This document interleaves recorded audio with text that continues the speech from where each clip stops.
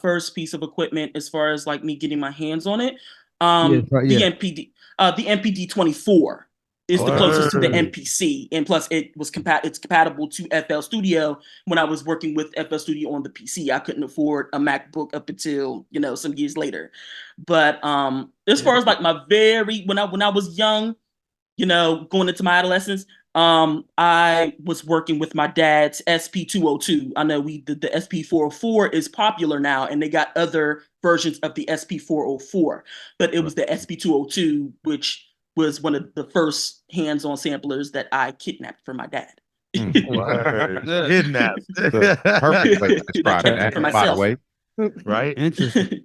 Interesting. So your dad makes beats as well. Yes, he made beats and he DJ. Well, he's from the Bronx. I grew Mhm. up in New York. Well, I was born and raised in, of course, Harlem, the west side of Harlem. And of course, he was, born and raised in, Bronx and Queens. He was back and forth to the Bronx and Queens and Forest Hills and stuff like that. My mom, she's from here in Newcastle, of course, Pittsburgh and Newcastle, because she was back and forth as well. And, she moved to Jersey. Well, she moved to New York, and then she moved to Jersey City in Jersey. Then she went back to New York and met my dad. She was working in Brooklyn and such and such. So she was pretty much everywhere in every borough, whatever, work where she was working at, you know what I'm saying? But yeah, up until we had moved here in Newcastle in 2002, like 6 months after, of course, the tragedy of September 11th.